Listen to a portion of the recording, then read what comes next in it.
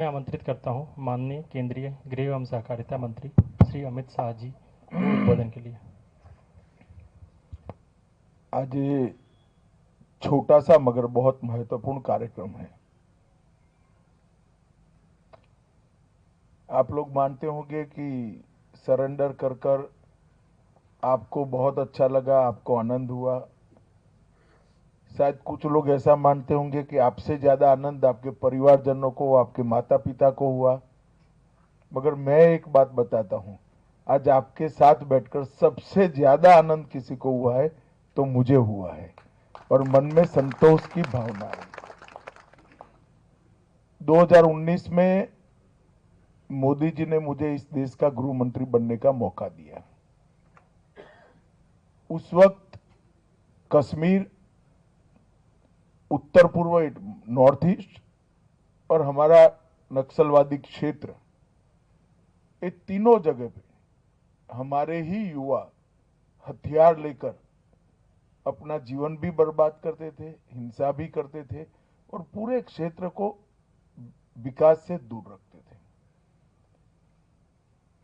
उस वक्त हमने तय किया था कि जो हथियार छोड़ना चाहता है उसको हथियार छोड़ने का मौका दिया जाए। 19 से 24 तक अब तक सिर्फ नॉर्थ ईस्ट में अब तक 9,000 लोग हथियार छोड़कर सरेंडर हुए। 9,000 लोग। आप कल्पना कर सकते हैं कितना बड़ा देश के विकास में कितने युवा, आज बोडोलैंड के युवा यहां बैठे हैं। आज कोई कोऑपरेटिव कर रहा है, कोई डेयरी कर रहा है, कोई नौकरी कर रहा है। छत्तीसगढ़, आंध्र प्रदेश, महाराष्ट्र, इसी प्रकार से नक्सल प्रभावित क्षेत्र में भी ढेर सारे युवाओं ने सरेंडर किया है। और अब भारत सरकार सरेंडर युवाओं का और सरेंडर लोगों के जीवन के कल्याण के लिए और इसके साथ साथ जो नक्सलवाद या हिंसा से पीड़ित लोग थे, किसी का पैर उड़ गया, किसी का हाथ कट गया, किसी की आंख चली गई, कोई मर ही गया, उनके कल्याण की समग्रता से योजना भी बना रही है। 15,000 मकान भारत सरकार अपने खर्चे से इन नक्सल प्रभावित क्षेत्र में बना रहा है।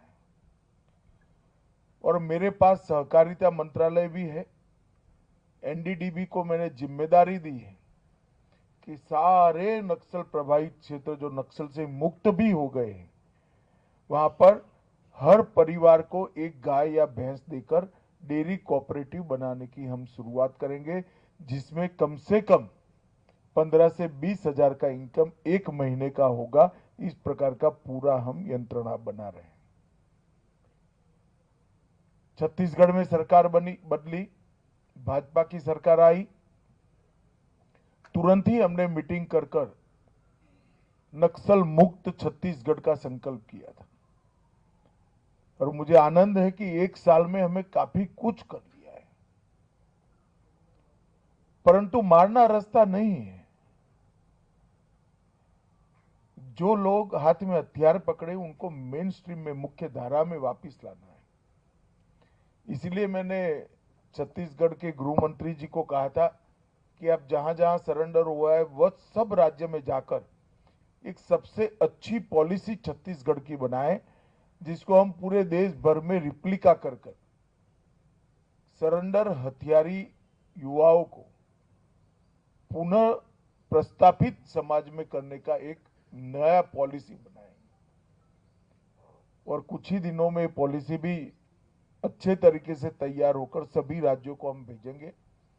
और इसके आधार पर भले 10 साल पहले समर्पण किया है, उसके जीवन को संवारने के लिए, इसके परिवार को मजबूत करने के लिए, आर्थिक रूप से उसको मजबूत करने के लिए भारत सरकार काम करेगी। मेरा आप सभी से अपील है कि अभी भी जो लोग हथियार लेकर नक्सलियों का साथ दे रहे हैं उनको समझाइए, संपर्क है तो संदेश भेजिए कि मेन स्ट्रीम में आ जाइए, सरेंडर करिए। आज मैंने बस्तर ओलंपिक में टोटल 1.5 लाख बच्चे खेल खेले हैं। 3000 बच्चों को मैंने मेरे सामने देखा है। ये होनहार बच्चे भारत का भविष्य है। और मैं आज बड़े भाव के साथ, बड़ी संवेदना के साथ बोलकर आया हूं कि 2036 में कम से कम ओलंपिक का एक मेडल मेरे बस्तर की बच्ची जीत कर आए, ऐसी संरचना हम करेंगे। और मुझे विश्वास है कि 2036 ओलंपिक में कोई ना कोई मेडल जरूर जीतेगी, क्योंकि हम सिर्फ ओलंपिक यहां नहीं लाना चाहते। ओलंपिक लाने के लिए तो बहुत प्रयास कर ही रहे, आएगा भी, होगा भी, परंतु इसके साथ साथ 2025 से लेकर 36 तक मेडल ला पाए ऐसे खिलाड़ी बनाने की प्रक्रिया भी अभी से शुरू करिए। परसों ही मेरे घर पर मैंने मीटिंग करी। हम 35,000 से ज्यादा खिलाड़ियों को ये यात्रा में जोड़ रहे हैं और उसमें से मेडल लेने वाले खिलाड़ी बाहर निकालने हैं। ओलंपिक तो हो जाएगा, ओलंपिक समाप्त भी हो जाएगा, मगर इसके लिए जो इंफ्रास्ट्रक्चर बनेगा, टैलेंट सर्च की जो प्रक्रिया बनेगी, इनके ट्रेनिंग की जो व्यवस्था होगी, इनके वित्त पोषण की जो व्यवस्था होगी, वो व्यवस्था अनेक सालों तक हमारे देश को मेडल दिलाएगी। और 2036 का ओलंपिक होने वाला है अहमदाबाद में। आप लोग तो कम से कम देखने जरूर आइएगा। विजय को कहिएगा, विजय पूरी व्यवस्था करेगा। और मैं मानता हूं कि पूरे नक्सल अभियान को एक मजबूत जवाब है कि बस्तर की एक बच्ची 2036 ओलंपिक में एक मेडल जीतकर पूरी दुनिया को संदेश दे कि हिंसा ये रास्ता नहीं है, विकास यही रास्ता है। और इसलिए हम सब ने काम करना है।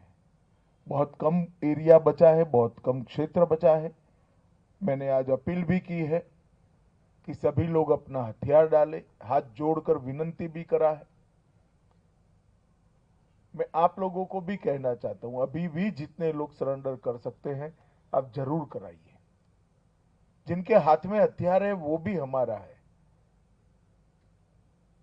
हमारा ही है, मगर गलत रास्ते पे भटक गए। एक जमाने में आप लोग भी गलत रास्ते। आज बोडोलैंड पूरा शांत हो गया। मैं वो समझौते के लिए बहुत प्रयास किया था, इतनी सारी शंकाएं थी, मगर आज धीरे धीरे पूरा समझौता लागू हो गया है। और इसके बाद एक के बाद एक 20 समझौते पूरे नॉर्थ ईस्ट के अंदर हुए हैं। और यहां तो विष्णुदेव जी ने जो नीति बनाई है पुनर्वसन की, ये बहुत सब भारत में सबसे अच्छी नीति बनने वाली है। 15,000 मकान मैंने प्रधानमंत्री जी को रिक्वेस्ट किया, 1 सेकंड की देर करे बगैर उन्होंने मौखिक ऑर्डर कर दिया और 3 दिन में अप्रूवल आ गई।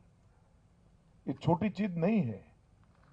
और मुख्यमंत्री जी ने इसके 1 ही महीने के अंदर इसके लिए जमीन देना, ये करना, बाकी सारी व्यवस्थाएं कलेक्टर तहसीलदार को कहकर करने की शुरुआत कर दी।